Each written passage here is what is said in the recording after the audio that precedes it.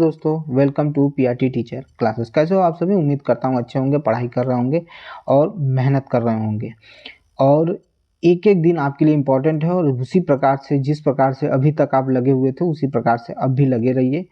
एकदम आप समझ लीजिए कि आपका एग्ज़ाम कल ही है, ठीक है। इस हिसाब से अपनी पढ़ाई करिए, ठीक है, ताकि आपको ये ना समझ में आए कि नहीं अभी 17 तारीख को एग्ज़ाम है। नहीं, उस चीज़ को नहीं, आप समझिए कि मेरा एग्ज़ाम कल ही है, उस हिसाब से पढ़िए, ठीक है। अपनी तैयारी प्रतिदिन एक अच्छे एफर्ट के साथ करिए, ठीक है, और एक टारगेट फिक्स करिए, उसे पूरा करने की कोशिश करिए। चलिए शुरू करते हैं। देखिए कल भी हमने आपको स्ट्रक्चर ऑफ एटम के 15 क्वेश्चन कराए थे। आज उसी चैप्टर से फिर अगला नेक्स्ट 15 क्वेश्चन मैं आपके सामने रख रहा हूँ, ठीक है। इनको देखिए और इनके बारे में जानिए और सोचिए कि ऐसे ही क्वेश्चन आपको मिलने वाले हैं, ठीक है, और इनको अच्छे से तैयार करिए। चलिए शुरू करते हैं। पहला क्वेश्चन है धातु की सीट के माध्यम से, ठीक है, धातु के सीट के माध्यम से, ठीक है, रेडियोधर्मी किरणों के प्रवेश का क्रम कौन सा है, ठीक है। मतलब एक सीट है धातु का, उस पर किसका मतलब प्रवेश करने का क्रम कैसा होगा, ठीक है। तो कह रहा है कि पहला आपके सामने ऑप्शन रख रहा है, पहला ऑप्शन रखा जा रहा है कि gamma greater than beta, beta greater than alpha, alpha दूसरा है alpha greater than beta, beta greater than gamma, ठीक है। उसके बाद दे रहा है beta greater than alpha, alpha greater than gamma, और तीसरा दे रहा है कि gamma greater than alpha, alpha greater than beta, ठीक है। तो पहले इसको समझ लेते हैं, ये क्वेश्चन है, इसकी थ्योरी पहले समझिए। करा कि रेडियोधर्मी कणों की भेदन शक्ति कण के प्रकार के आधार पर विभिन्नता पाई गई है, ठीक है। अल्फा कणों की भेदन क्षमता सबसे कम होती है, ठीक है। अल्फा कणों की भेदन क्षमता जो है वो क्या है, सबसे कम होती है, सबसे कम होती है, ठीक है। उसके बाद कह रहा है कि बीटा कणों की भेदन क्षमता, ठीक है, बीटा कणों की भेदन क्षमता अल्फा कणों से अधिक होती है। यानी अगर हम बात करें बीटा कण, ठीक है, वो भेदन क्षमता इनकी क्या होगी, अल्फा से क्या हो जाएगी, ज़्यादा हो जाएगी, अल्फा से ज़्यादा हो जाएगी। तो भाई बचा कौन, गामा बचा। तो गामा कणों की भेदन क्षमता क्या होगी, सबसे अधिक होगी। यानी यहाँ पर जो आपका क्रम मिलेगा वो आपका मिलेगा gamma greater than beta, beta greater than alpha. यानी आपका क्वेश्चन नंबर फर्स्ट का पहला ऑप्शन क्या होगा, सही होगा, ठीक है। पहला ऑप्शन क्या होगा आपका, सही होगा, ठीक है। जरा इसके बारे में और अच्छे से जान लेते हैं, डिटेल से जान लेते हैं कि क्या होता है। देखिए एक धातु की सीट के माध्यम से तीनों किरणों की रेडियोधर्मिता के बारे में अगर हम पता करें तो कहा जाता है कि अल्फा कण सबसे कम भेदन वाला होता है, ठीक है। अपने बड़े द्रव्यमान और +2 आवेश के कारण, अपने बड़े द्रव्यमान और +2 आवेश के कारण वो पदार्थ के साथ दृढ़ता से संपर्क करते हैं और जल्दी से अपनी ऊर्जा खो देते हैं। अल्फा कण +2 के कारण अपनी ऊर्जा क्या कर देते हैं, खो देते हैं, ठीक है। और उन्हें कागज की एक सीट या कुछ सेमी हवा पर रोका जा सकता है। यानी कागज की एक सीट पर भी हम अल्फा कण को रोक सकते हैं आसानी से। वहीं बीटा कण जो होते हैं अपने छोटे आकार के कारण, छोटे आकार के कारण और -1 आवेश के कारण अल्फा कण की तुलना भेदन क्षमता जो होती है अधिक होती है। वो कुछ तक एल्युमिनियम से गुजर सकते हैं, ठीक है। कागज के पन्नी, कागज का एक परत छोड़िए, एल्युमिनियम के कुछ मतलब कुछ हद तक जो कुछ तक एल्युमिनियम होंगे उनसे गुजर जाएंगे। लेकिन अगर वही गामा की बात करें तो उनकी भेदन क्षमता सबसे अधिक होती है। ये अनावेशित विद्युत चुंबकीय तरंगों के होने के कारण होता है और वे पदार्थ जो के साथ सबसे कम संपर्क करती हैं और कई सेमी शीशे और कई कंक्रीट के आसानी से प्रवेश कर सकती हैं। तो समझ लीजिए यही इसका आपका क्या है, आपके सामने मैंने इसका डिफिनीशन रख दिया या इसमें डिफरेंस बता दिया। तो अब याद रखिएगा कि सबसे ज़्यादा भेदन क्षमता किसकी होगी, तो सबसे ज़्यादा भेदन क्षमता गामा की होगी, फिर उसके बाद क्या होगी, बीटा की होगी, फिर उसके बाद क्या होगी आपकी, अल्फा की होगी, ठीक है। याद रखिएगा, बहुत इंपॉर्टेंट है। चलिए आगे चलते हैं क्वेश्चन नंबर 2 की तरफ। देखिए क्वेश्चन नंबर 2 देखिए कह रहा है कि निम्नलिखित में से क्या ऊर्ध्वपातन का उदाहरण है, ठीक है। इनमें से कौन ऊर्ध्वपातन का उदाहरण है। देखिए आपके सामने ऑप्शन दिया हुआ है इसमें, ठीक है। ऑप्शन दिया हुआ शुष्क बर्फ, कपूर और बर्फ, ठीक है। देखिए ऊर्ध्वपातन का मतलब क्या होता है कि वह पदार्थ जो सीधे ठोस से द्रव में न चेंज होकर सीधे किस में चेंज हो जाए, गैस में चेंज हो जाए, उसे क्या करते हैं, ऊर्ध्वपातन होता है। तो याद रखिएगा शुष्क बर्फ हमने बात की थी और कपूर ऐसे दो तत्व हैं जो सीधे किस में बदल जाते हैं, आपको किसमें बदल जाते हैं सीधे सीधे, तो सीधे सीधे ऊर्ध्वपातन हो जाता है। ये उदाहरण ऊर्ध्वपातन के सीधे सीधे ये गैस में परिवर्तित हो जाते हैं। तो इसमें पहला ऑप्शन 1 और 2 दिया है, बी दिया है आपका पहला, दूसरा और तीसरा, और सी दिया है सिर्फ पहला और ऊपर में से एक से अधिक। नहीं भाई, इसमें जो ऑप्शन होगा वो होगा आपका पहला। ठीक है, चलिए आगे देखते हैं क्वेश्चन नंबर 3। चलिए क्वेश्चन नंबर 3, रदरफोर्ड का अल्फा कण प्रकीर्णन प्रयोग किसकी खोज के लिए जिम्मेदार है?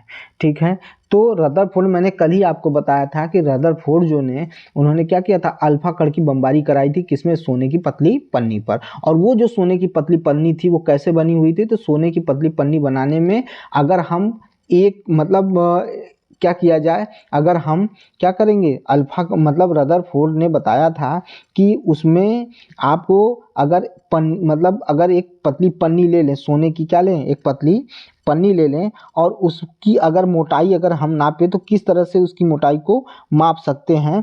तो अगर हम कहा जाए कि एक मतलब कि एक के ऊपर एक, ठीक है, एक के ऊपर एक परमाणुओं को, ठीक है, एक के ऊपर 1000 परमाणुओं को जब रखा जाएगा तो जितनी मोटाई निकल कर आएगी वही क्या हो जाएगी, पतली पन्नी की, सोने की पतली पन्नी की उतनी ही मोटाई होगी। ठीक है, तो याद रखिएगा रदरफोर्ड ने इलेक्ट्रॉन की खोज नहीं की, न्यूट्रॉन की खोज नहीं की, प्रोटॉन की खोज नहीं की, क्योंकि प्रोटॉन की खोज किसके द्वारा हुआ था, कैनाल रे के जरिए हुआ था। ठीक है, कैनाल रे के जरिए हुआ था। और इलेक्ट्रॉन की खोज आपको पता है, न्यूट्रॉन की भी खोज आपको पता है। ठीक है, तो अगर हम बात करें तो किसकी खोज की थी, तो उन्होंने परमाणु नाभिक की खोज की थी। किसकी की थी, परमाणु नाभिक की खोज की थी। किसकी खोज की थी, परमाणु नाभिक की खोज किसने की थी, तो रदरफोर्ड ने परमाणु नाभिक की खोज की थी। चलिए अब देखिए, अगर हम बात करें कि अगर गोल्डस्टीन ने क्या किया था, तो प्रोटॉन की खोज की थी। ठीक है, अगर हम न्यूट्रॉन की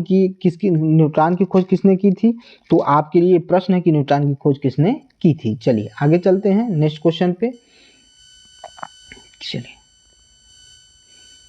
अब देखिए, परमाणु शब्द का प्रतिपादन किसने किया था। ठीक है, तो कह रहा है डेमोक्रिटस ने किया था। ठीक है, परमाणु शब्द की प्रतिपादन किसने किया था, डेमोक्रिटस ने किया था, थॉमसन ने किया था, रदरफोर्ड ने किया था, कि जॉन डाल्टन ने किया था। बताइए इसमें से भाई कौन सा ऑप्शन होगा। तो याद रखिएगा, जो परमाणु शब्द की प्रतिपादन किया था वो थे डेमोक्रिटस थे। कौन थे, सॉरी, डेमोक्रिटस थे। परमाणु शब्द की खोज किसने की थी, तो डेमोक्रिटस ने किया था। ठीक है, चलिए चलते हैं नेक्स्ट क्वेश्चन पर, क्वेश्चन नंबर 5 पर। क्वेश्चन नंबर 5 पर, ठीक है, चलिए आइए क्वेश्चन नंबर 5। क्वेश्चन नंबर 5 कहता है कि अल्फा कणों की खोज किसने की थी। अल्फा कणों की खोज किसने की थी, डेमोक्रिटस ने किया था, थॉमसन ने किया था, रदरफोर्ड ने किया था, कि जॉन डाल्टन। अभी इससे संबंधित क्वेश्चन हुआ है, तो याद रखिएगा कि अल्फा कणों की खोज किसने की थी, रदरफोर्ड ने की थी। चलिए क्वेश्चन नंबर 6 देखिए, निम्नलिखित तत्वों में से किसका परमाणु क्रमांक सबसे अधिक होगा।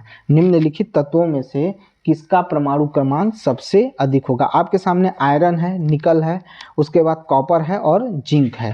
तो चलिए बताइए भाई, किसका परमाणु क्रमांक सबसे अधिक होगा। तो देखिए आपके सामने ऑप्शन रख दिया गया है।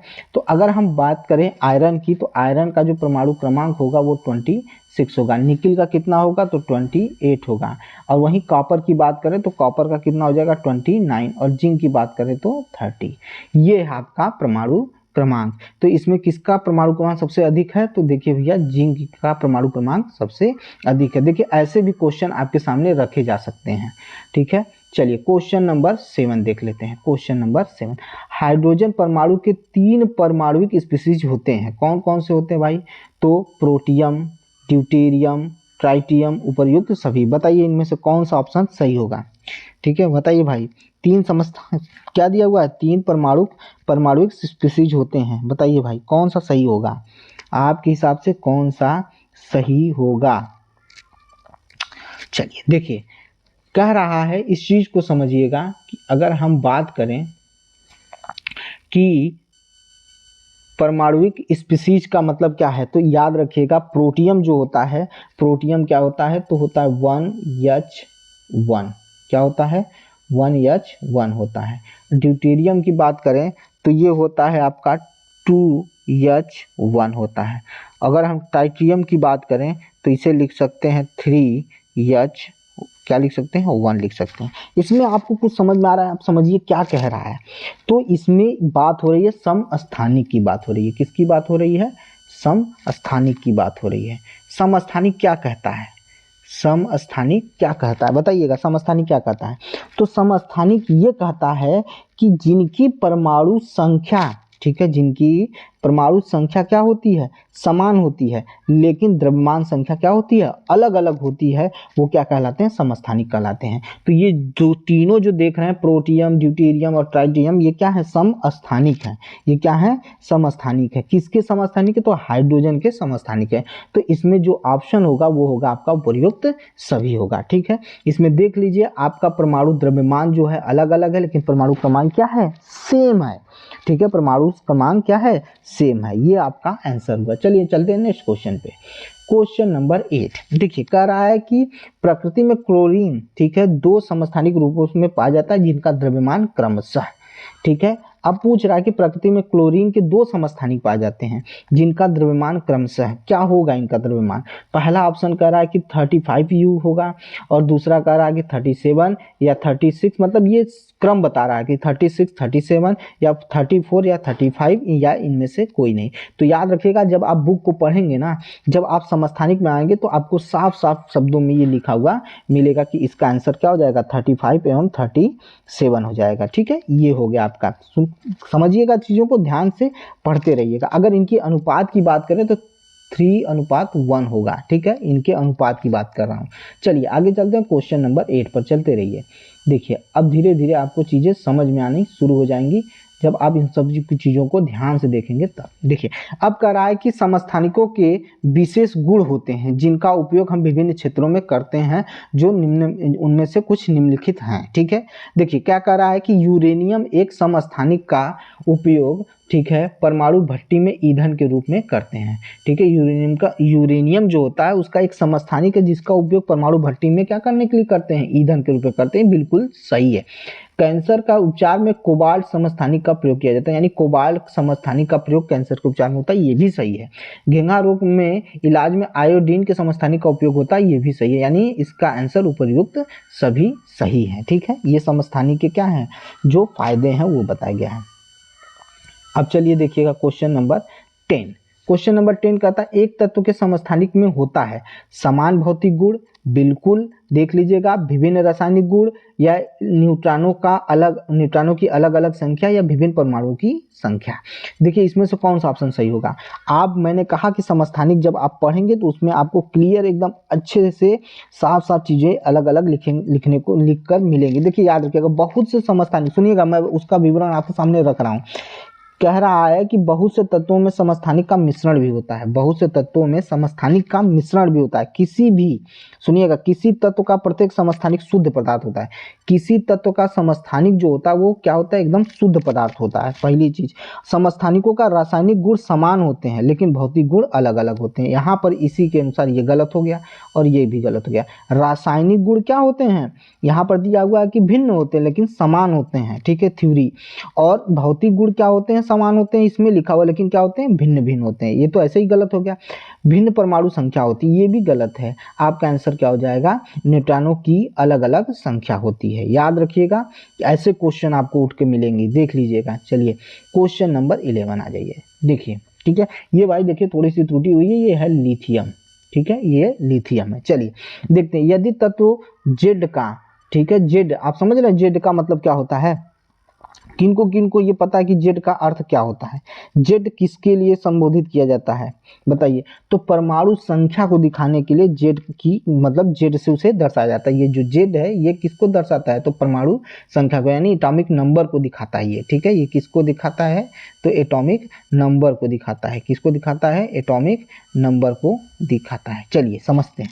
कह रहा है कि जेड बराबर 3 है, तो तत्व की संयोजकता क्या होगी और तत्व का नाम भी बताइए। तो यहाँ संयोजकता पूछ रहा है और नाम। देखिए कह रहा है कि पहला है लिथियम, दूसरा है आपका बेरियम, बोरान, ठीक है, उसके बाद क्या है, सॉरी, और क्या है आपका सोडियम है, और क्या है आपका सिलिकॉन है। क्या है आपका, सिलिकॉन है। चलिए बताइए भाई, इसमें से कौन सा ऑप्शन सही होगा, कौन सा ऑप्शन सही होगा बताइए, बताइए भाई।